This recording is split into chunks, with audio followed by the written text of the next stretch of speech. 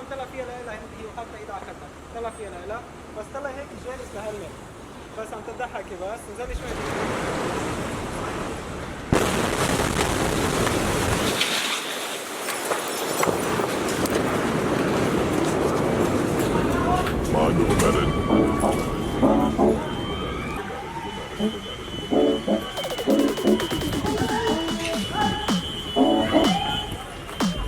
We see a phenomenon called runway inflation, where you actually don't know where the currency is going to cap. It keeps on going up and up. When you go into a store and you see basic things that are needed by people, let's say milk for children or like diapers, all of these necessities that people can't live without become so expensive. Large swaths of the West, basically all of California, Oregon, Nevada, and Utah, and a few other states are in a state of drought right now. It's hard really to find a business that's not being affected. And when the water runs low, the economy feels the effect. Agriculture consumes more than 70% of the available water supply. During drought years, agriculture will drink up an even larger fraction of water supplies. Tourism, landscaping, home building, and farming are just some of the businesses that get hurt because of one of the worst droughts the West Coast has ever experienced. Climate change is causing droughts to become more intense. Rising temperatures are leading to less snowpack accumulation in the winter and more wintertime precipitation falling as rain instead of snow, which diminishes the snowpack. At the time of filming, the flood has left more than 90 people dead in the Arvila district alone, with many more still missing. Infrastructure has collapsed.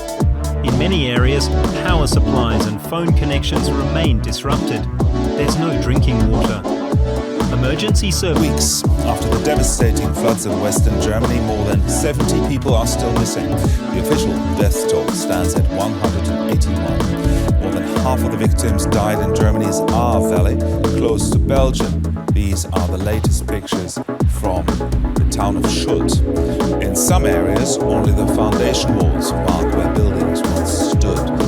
Warning of an outbreak of a superbug fungus attacking people here in D.C. and in Texas. And to make it worse, the fungus is tough to treat. We get more on this from CBS's Omar Villafranca. Tonight, the CDC is keeping tabs on more cases of a drug-resistant fungus that is spread in healthcare settings. It's called Candida auris. 2 new clusters of the superbug were reported by the CDC. 22 cases were in 2 Dallas area hospitals, leaving 2 people dead. 101 cases were reported at a Washington, D.C. area nursing home, killing 1 person. Dr. Floyd Wormley of Texas Christian University has studied the fungus and those most at risk. So if you're in a hospital, you have a severely weakened immune system, and you access into your body, then it can cause issues. Severe flooding worsens in China. Drivers inside a road tunnel trapped inside amid rising water. So we can verify that no, according to NASA, Bezos and Branson are not astronauts.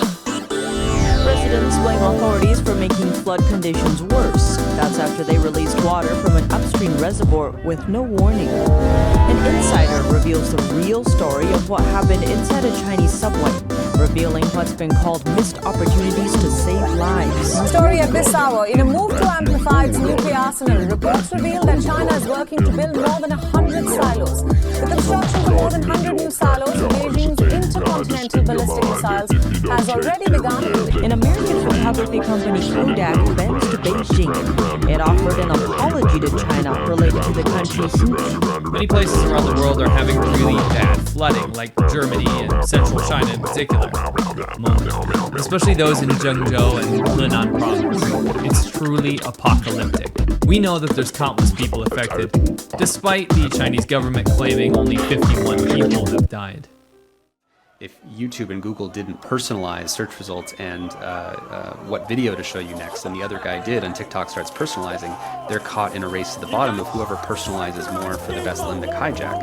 And so just to sort of connect some of those things together for listeners. So you mentioned race to the bottom, and obviously CHT has discussed this before, and this is a key piece of the game theoretic challenge in global coordination. And the 2 primary ways it expresses itself is arms races and tragedy of the commons. And the tragedy of the commons scenario is if we don't overfish that area of virgin ocean, but we can't control that someone else doesn't, because how do we do enforcement if they're also a nuclear country? That's a tricky thing, right? How do you do enforcement on nuclear countries? So us not doing it doesn't mean that the fish don't all get taken. It just means that they grow their populations and their GDP faster, which they will use rigorously. So we might as well do it. In fact, we might as well race to do it faster than they do. Those are the tragedy of the commons type issues. The arms race version is if we can't ensure that they don't build AI weapons or they don't build surveillance tech and they get increased near-term power from doing so, we just have to race to get there before them. The only thing that can take out a swarm of fast drones is a bigger swarm of faster drones, and that's exactly what we're building. Change paints a leaked draft report from the United Nations Intergovernmental Panel on Climate Change paints the starkest picture yet of the real and accelerating danger caused by humans' use of coal, oil, and gas. It turns out in the U.S., almost 3/4 of people would say, oh yes, climate change is real. It will affect future generations. It will affect plants and animals. It will affect people who live in countries far away. But when you say, do you think it will affect you, the number drops precipitously to just over 40%. That gap is our biggest problem. Not the gap of people who say it isn't real, the gap of those of us who say it's real, but we don't think it matters. It just happens to be that while that makes sense for each agent on their own in the short term, it creates global dynamics for the whole in the long term that self-terminate. Because you can't run exponential externality on a finite planet. That's the tragedy of the commons one. And you can't run exponential arms races and exponential conflict on a finite planet. So with the environmental destruction, with the wars, and with the kind of class subjugation things that civilization has had in the past, pretty much anyone would say we have not been the best stewards of power.